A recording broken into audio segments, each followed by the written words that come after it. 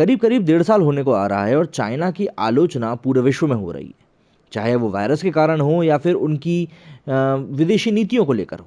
लेकिन हाँ, चाइना की आलोचना हर जगह हो रही है और चाइना इससे उबरने के लिए कई सारे हथकंडे भी अपना चुका है, जिसमें से कि एक हथकंडा ये भी था कि उसने पूरे विश्व का ध्यान पलट कर ला दिया था किस चीज़ के ऊपर, कि भारत के साथ उसका विवाद चल रहा है सीमा को लेकर उस पर।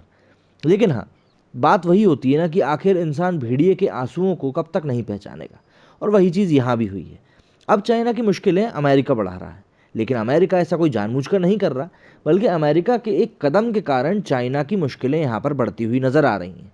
अफगानिस्तान से अमेरिकी सैनिकों की वापसी से दहशत में चीन आ गया है, और इसकी वजह क्या है ये अब मैं आपको बताता हूँ। अफगानिस्तान से अमेरिकी सैनिकों की वापसी से चीन की भी मुश्किलें बढ़ने का उसको डर सता रहा है। उसे अंदेशा हो रहा है कि अमेरिकी सैनिकों के जाने के बाद अफगानिस्तान में फिर से आतंकवाद भड़क सकता है। नतीजतन उसकी बेल्ट एंड रोड इनिशिएटिव परियोजना पर खतरा उत्पन्न हो सकता है।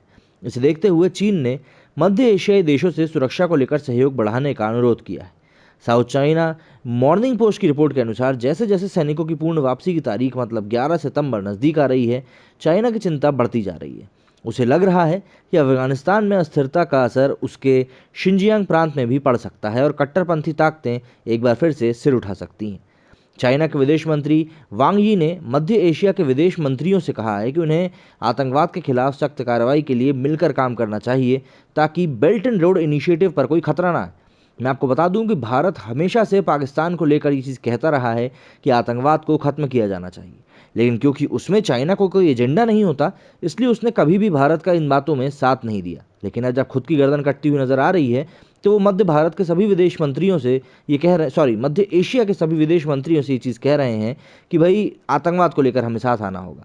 हाल ही में पाकिस्तान ने कहा था कि वो अपने देश की ज़मीन पर अमेरिका या किसी भी अन्य विदेशी सेना को अड्डा नहीं बनाने देगा।